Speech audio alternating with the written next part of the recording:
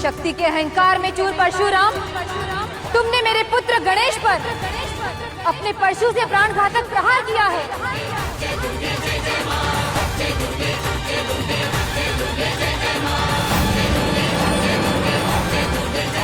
तुम्हारे इस दुष्कर्म के लिए मैं स्वयं तुम्हें दंड दूंगी।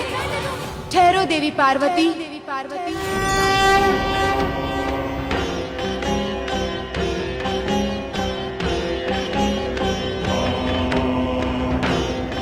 ये क्या कर रही हो? हे भगवान वामन, आपने अपने दर्शन देकर शिव परिवार सहित समस्त कैलाश वासियों को धन्य कर दिया है।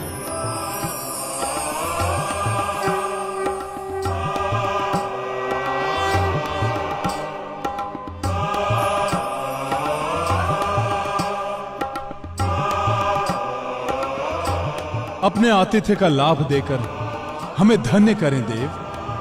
हे महादेव, मैं यहाँ आपका अतिथि बनकर नहीं आया हूँ। जब मैंने देखा कि आप जैसे गुरु के द्वार पर परशुराम जैसे शिष्य का वध होने को है, इसे रोकने के लिए मैं यहाँ चला आया।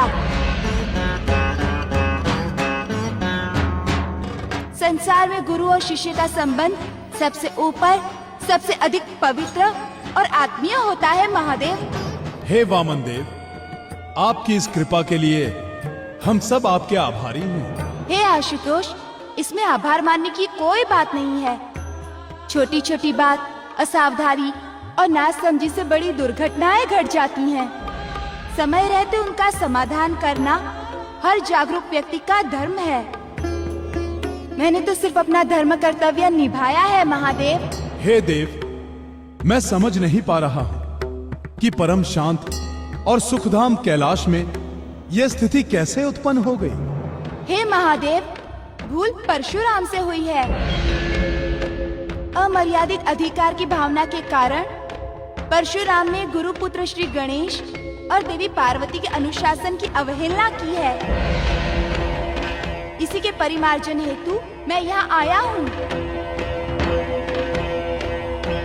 देवी पार्वती, यद्यपि भूल परशुराम से हुई है, फिर भी भगवान शिव जी की अर्धांगिनी होने के कारण आपको भी मर्यादा में रहना आवश्यक था।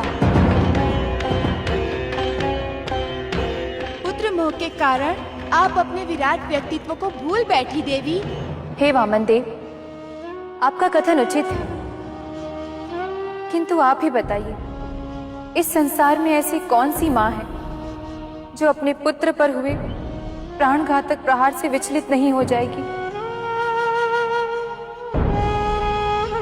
मेरे पुत्र पर हुए प्राणघातक प्रहार से मेरा मातृत्व भाव उग्र हो उठा। इसमें मेरा क्या दोष है देवी पार्वती, किसी सीमा तक आपका कथन सत्य हो सकता है, किंतु आप केवल श्री गणेश की माँ ही नहीं, परशुराम के लिए भी गुरु पत्नी है, जिनका स्थान माता से भी ऊंचा होता है। हे गिरिराज किशोरी, जिस तरह आपके लिए श्री गणेश और कार्तिकेय हैं, उसी तरह परशुराम भी हैं।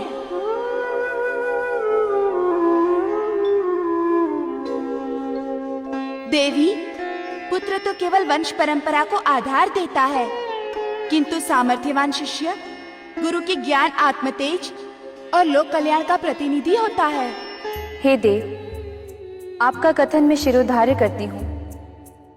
परशुराम के परशु प्रहार से मेरे पुत्र गणेश का एक दांत टूट जाने से उसका अंग भंग हो गया। इसका क्या समाधान है? देवी पार्वती, हर बुरी घटना के पीछे कोई न कोई अच्छाई छिपी होती है। पाप पुण्य, शुभ अशुभ, लाभ हानि, सुख दुख, सर्दी गर्मी, ये सब इस द्वंदात्मक सृष्टि के लक्ष्य हैं। आपके पुत्र त्रिलोक में एक दंत के नाम से विख्यात होंगे। उनकी शरण लेने वाले के विघ्न इसी तरह से नष्ट हो जाएंगे, जैसे परशु प्रहार से श्री गणेश का एक दांत कट गया है। हे राम, तुमने क्रोधावेश में आकर शिवलोक की मर्यादा का उल्लंघन करते हुए श्री गणेश का दांत तोड़ा है। अतः शास्त्र के अनुसार तुम निश्चिंत ही अपराधी हो। तुम्हें ध्यान रखना चाहिए था। शिवधाम की प्रत्येक व्यवस्था शिवजी और देवी पार्वती द्वारा निर्धारित होती है। तुमने गुरुधाम के अनुशासन को तोड़ते हुए श्री गणेश पर प्रहार करके घोर अपराध किया है। हे वामन देव, निश्चित ही यह मुझसे अपराध हो गया है। वस्तुतः मनुष्य के कर्म ही उसके स्वभाव का निर्माण करते हैं। 21 बार दुष्ट दुराचारी प्रजा पीड़क क्षत्रियों का विनाश करने के कारण मेरे स्वभाव में सहज उग्रता और कठोरता ने घर कर लिया है। इस कारण यह मुझसे अपराध हो गया है वामन देव। परशुराम, अपराध की स्वीकृति ही उसके प्रायश्चित का आधा कार्य पूरा कर देती है। हे वामन देव, आपने मेरे अपराध का आधा भार हल्का कर दिया है। अब आप मुझे वो उपाय बताएं जिससे मैं अपने अपराध भार से पूर्णतः मुक्त हो जाऊं। राम, मुख्य रूप से तुम देवी पार्वती के अपराधी हो। यदि ये तुम्हें क्षमा कर दें, तो तुम अपराध से पूरी तरह से मुक्ति पा सकते हो।